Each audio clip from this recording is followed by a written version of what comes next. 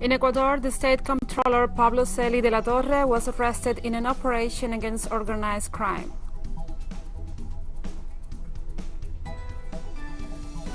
This Monday, Europe surpassed the grim figure of more than 1 million COVID-19 related fatalities, the highest death toll of any continent in the world.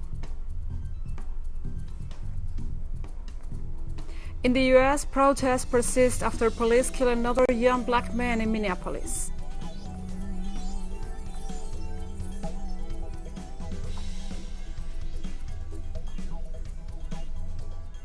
From the headquarters of TeleSUR English in Havana, Cuba, this is From the South.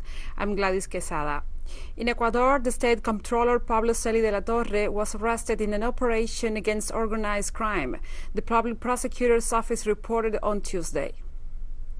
The comptroller, his brother, and several other officials were arrested by police units and prosecutors in a series of search raids in Quito and Guayaquil in the early hours of Tuesday, in the framework of an investigation launched in 2019 for alleged corruption in the state oil company Petroecuador, the comptroller's office, and the General Secretariat of the Presidency. Celi de la Torre is a close associate of President Lenín Moreno, who said he will not intervene in the process. Ecuador's Attorney General Diana Salazar said that a number of documents, computers, and cash were seized in the raids.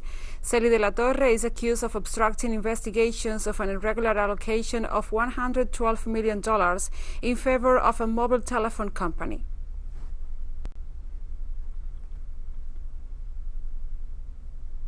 While a series of audits are yet to be undertaken before the absolute final outcome of Sunday's general elections in Peru is announced, according to the count so far, the presidential candidate for the Free Peru National Political Party, Pedro Castillo, secured over 18% of the vote.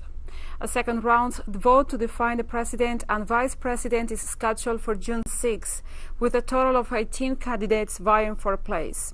According to the results released so far by the National Office of Electoral Processes, with over 88% of votes counted, Keiko Fujimori of the far-right Popular Force Party is in second place, with over 13.2% of the vote. She is followed in third place by Hernando de Soto of the Go and Country Party with 11.9%. 5.1% of ballots were declared null so far, while 12.1% were blank. Meanwhile, of the 20 parties running for the 130 seats in Congress, and with 67% of votes counted, the Free Peru National Political Party and the Popular Force Party have secured the most votes. In Bolivia, the plurinational electoral body has announced the results of the second round vote held on Sunday to determine the governors of 4 departments of the country. According to the results, the ruling movement towards Socialism Party failed to secure any of the 4 governorships in the second round. Former president and leader of the movement, Evo Morales, called an extraordinary meeting to evaluate the electoral performance. Regarding the results in the department of Chuquisaca, Damian Condori of the We Are All Chuquisaca Party won with 60% of the vote. Meanwhile, in La Paz department, Santos Quispe of the Hayaya Party won with 56% of ballots cast. In Pando department, Regis Richard, representing the Third System movement, won with 55% of the vote. And lastly, in the department of Tarija, Oscar Montes of the United for Tarija Party won with 54% of ballots.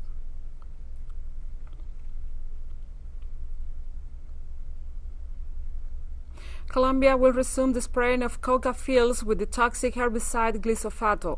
A decree to allow and regulate its use was issued on Monday. The decree does not automatically reactivate aerial spraying with glyphosate, the government noted, as other national bodies must ensure procedures meet requirements set up by the Constitutional Court in 2017. Glyphosate is a highly toxic herbicide banned in most industrialized countries, but sold by those same countries to developing nations with loose health and environmental regulations. Colombia's former president, Juan Manuel Santos, forbade glyphosate in 2015, but the current government of Iván Duque seems to be yielding to United States pressure to resume spraying, to reportedly curb the ever-growing drug production in Colombia.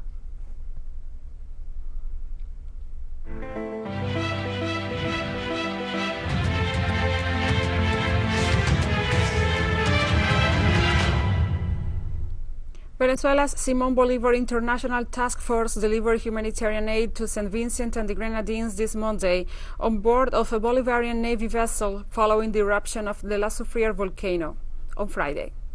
The mission includes 15 specialists and 2 multi-purpose vehicles to assist in search and rescue operations, as well as emergency healthcare, logistics, and communications.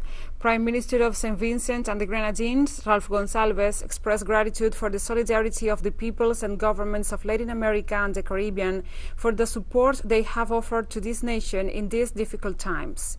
The Prime Minister expressed special appreciation to the President of Venezuela, Nicolás Maduro Moros, for immediately organizing humanitarian aid following the eruption of the volcano. On Saturday, the Venezuelan government sent close to 20 tons of humanitarian aid and activated the Simón Bolívar Humanitarian Task Force to collaborate with the brotherly people of St. Vincent and the Grenadines.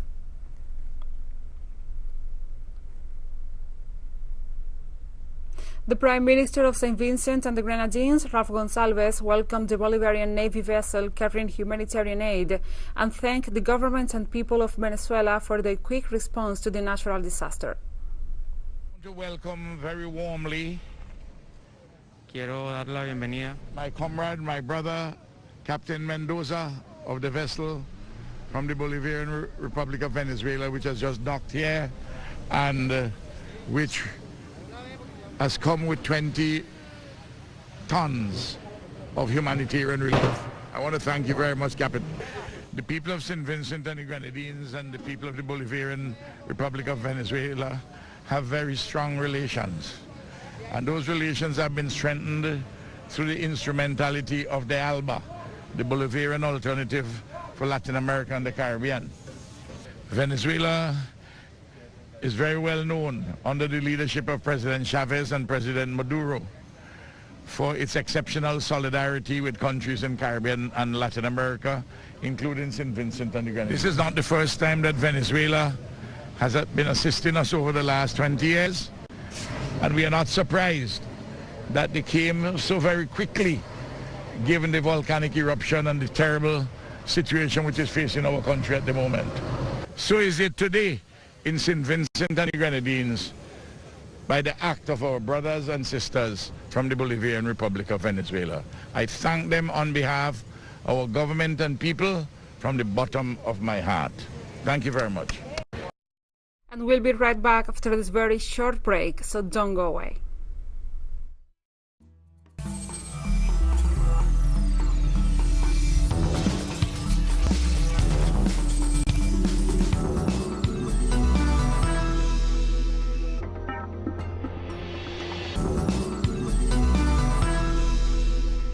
Welcome back to From the South.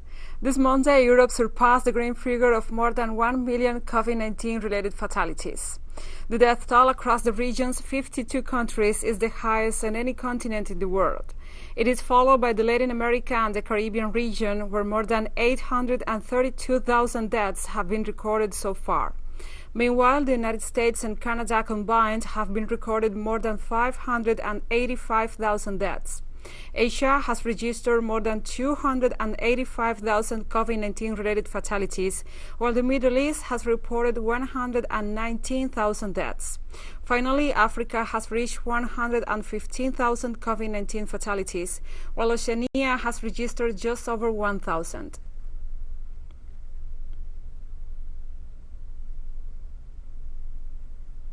This Monday, United Nations Secretary General Antonio Guterres expressed his concern regarding the continued inequality in terms of COVID-19 vaccine access. Countries across the world account for around 75% of global vaccinations.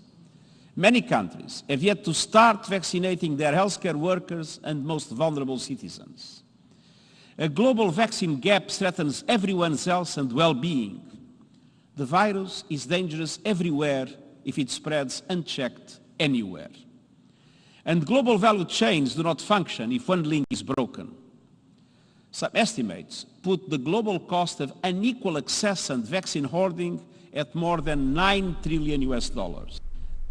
According to the Director General of the World Health Organization, the COVID-19 pandemic is a long way from over, as 4.4 million cases were reported globally last week.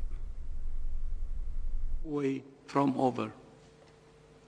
But we have many reasons for optimism.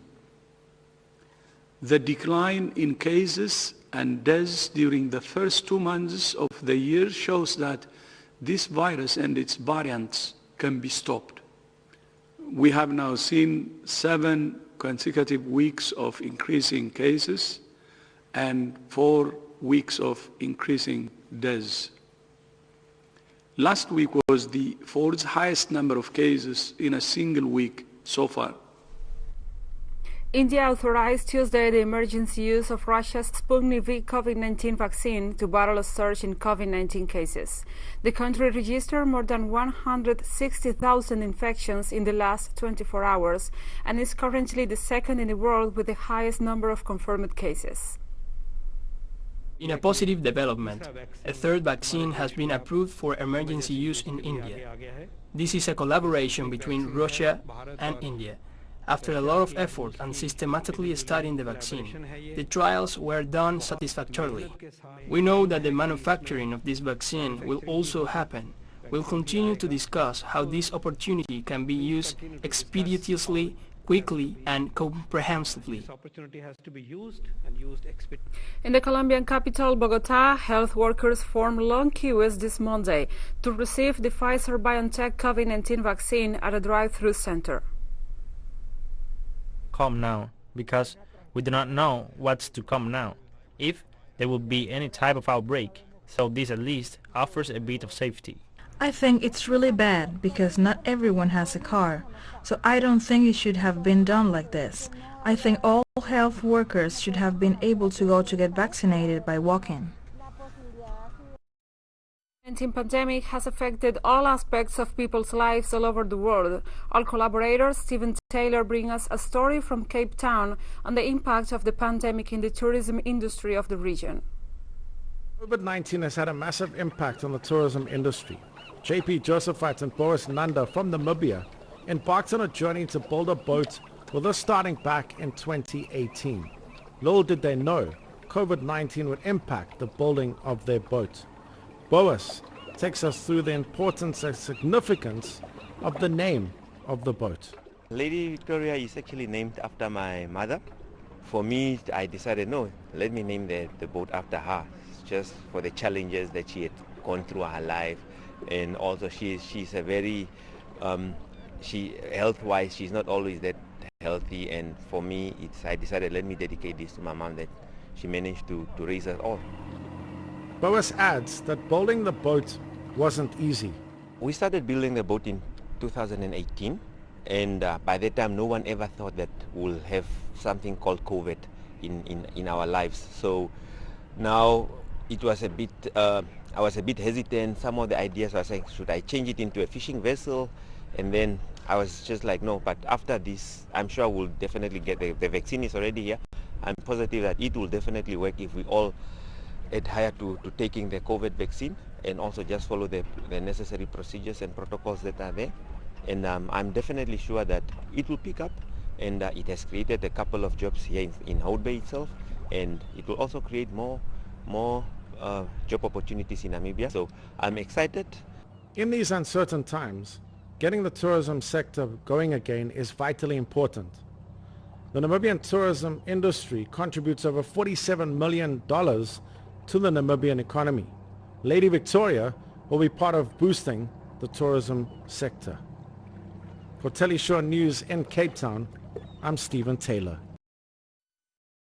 Cameroon is starting the first phase of its vaccination campaign after receiving a donation of 200,000 doses of the COVID-19 vaccine developed by the Chinese firm Sinopharm. The country of about 26 million is officially one of the most affected in Africa by the pandemic, with over 61,000 cases reported so far and more than 900 deaths. Is prevention and preservation of health personnel who have been on the front for almost a year. So imagine someone like me who has just had his vaccination card and taken his first dose. We think we are more protected against this virus. The Minister of Public Health is going to make sure that the health personnel who treat all of us are vaccinated first. If they are not vaccinated, they will not be able to treat us. So They are the first priority. Then the rest of Cameroonians. As for me, I am ready to take this vaccine anytime. The vaccine is already here. It is an important step in the response mechanism because it will add to what already exists. And given the situation of the pandemic in the last few weeks, we think it is really timely for the control of the pandemic. A new group of 159 Cuban medical professionals arrived in the West African country of Gabon on Monday to join the Henry Reeve Medical Brigade that is currently providing the services in the country. Gabonese Health Minister Guy Patrick Nguema Ndong welcomed the Cuban medical workers who will offer their services across all 9 of the country's provinces. The group that arrived this Monday is the largest of all the Cuban medical brigades to arrive in Gabon since the first cooperation deal signed between the two countries in the health field in 2004. The brigade's work will be aimed at contributing to the broader medical care of the population and strengthening the levels of health and life expectancy, together with Gabonese professionals.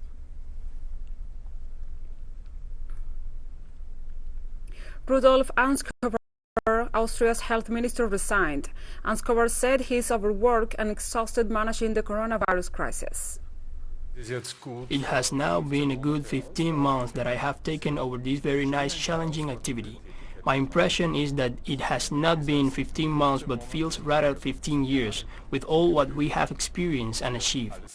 I have therefore decided in consultation with my heart to resign from my position as Minister for Social Affairs, Health, Care and Consumer Protection.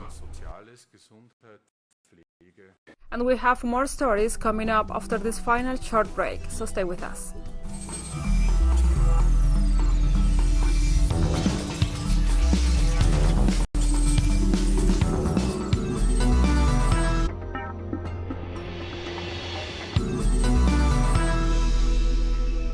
Welcome back to From the South. Protesters gathered for a second night outside of Brooklyn Center Police Department following the killing of the 20-year-old black man Daunte Wright during a traffic stop in the Minneapolis suburb. New protests broke out this Monday in Minneapolis, fueling tensions in a U.S. city already on edge because of the George Floyd murder trial. Protesters shot fireworks at police officers and then responded with tear gas and flashbang grenades. Thousands of demonstrators waved signs and chanted slogans in front of the police station in Brooklyn Center, the suburb where Sunday's killing occurred. Personally, he was like a little brother to me. I see him all the time in Brooklyn Center. He hung out with my brothers and he took care of his baby. He was there. He was an active father, and that's good. We need more active black fathers in the community. I think we need to stick together more. Like I said, it's not enough people out here, but I'm out here because I have a black dad, black brothers. I have a black son. So, you know, it's important to me. It matters to me. Black lives matter, and I'm black. In the United States, one person is dead and an officer was injured on Monday at a shooting at a high school in Knoxville, Tennessee, as the community reels from off-campus gun violence that has left 3 students dead this year. The Knoxville Police Department tweeted that authorities were at the site of the shooting at the Austin East Magnet High School, adding that the scene had been secure. A Knoxville Police Department officer was reported among the victims. Police urged people to avoid the area, adding that a site had been set up to a baseball field behind the school for students to be reunited with their families.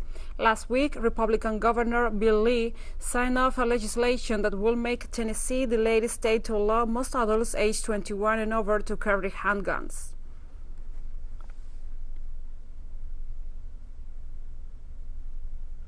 Japanese Prime Minister Yoshihide Suga said on Tuesday that the government has decided to discharge contaminated radioactive wastewater in Fukushima Prefecture into the ocean. This decision caused the disapproval of a large part of the Japanese and the international community. The Japanese government wants to discharge nuclear wastewater into the ocean and hopes to treat nuclear wastewater and other follow-up issues of nuclear accidents in a low-cost way. It is all about money in the final analysis, because the government and TEPCO did not want to spend more money. They claimed that there was no place to store nuclear wastewater and listed many reasons for discharging nuclear wastewater into the ocean. But we people do not want the radioactive materials in the ocean, and we do not want to suffer from pollution. so we have to voice our opposition. Meanwhile, China expressed grave concern on Tuesday over Japan's decision to release treated radioactive water from the wrecked Fukushima nuclear plant into the Pacific Ocean. As a close neighbor and stakeholder, the Chinese side expresses grave concern over this. The Fukushima nuclear accident is one of the most serious in world history. The leak of large amounts of radioactive materials has had far-reaching implications on the marine environment, food safety and human health. Despite doubts and opposition from home and abroad, Japan has unilaterally decided to release the Fukushima nuclear wastewater into the sea before exhausting all safe ways of disposal and without fully consulting with neighboring countries and the international community. This is highly irresponsible and will severely affect human health and the immediate interests of people in neighboring countries.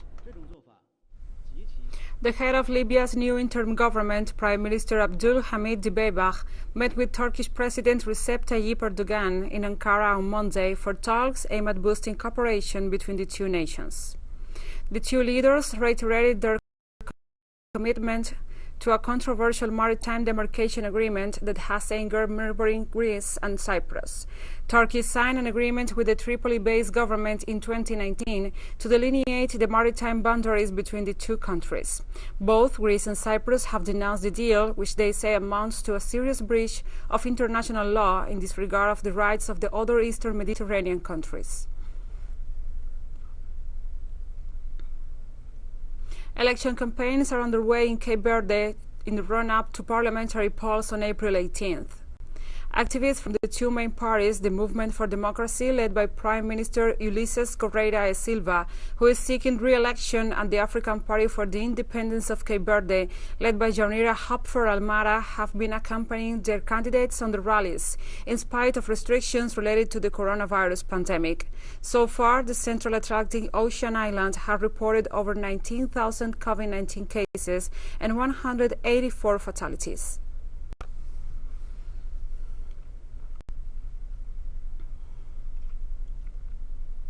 The recently appointed Congolese Prime Minister Jean-Michel Sama Lukonde announced his government's priority this Monday at his first press briefing. He pledged that his government will focus on priority areas including peace and security, particularly in the east of the country. The government is installed. We will return to the priorities set for us by the President of the Republic, His Excellency Félix Antoine Tshisekedi, notably peace and security, particularly in the eastern part of the Democratic Republic of Congo. Reforms in the fiscal area, it will be necessary to carry them out in order to have enough means to maintain the process and the electoral cycle, because this is also a priority for the government of the sacred union of the nation. 34 people drowned on Monday after the boat capsized off the coast of Djibouti, according to the International Organization for Migration, the second such accident in just over a month. Survivors reported that the boat capsized in rough seas after leaving Yemen with around 60 passengers on board. There were many children among the bodies found, according to an official, adding that survivors were receiving treatment from the International Organization for Migration and local authorities. The boat capsized in a major transit point for thousands of African asylum seekers in the region, trying to reach the Gulf.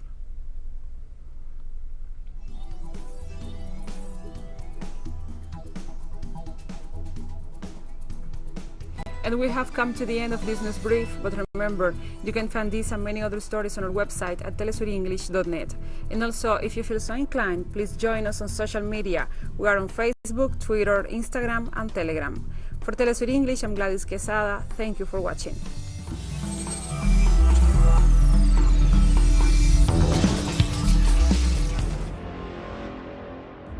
St. Vincent and the Grenadines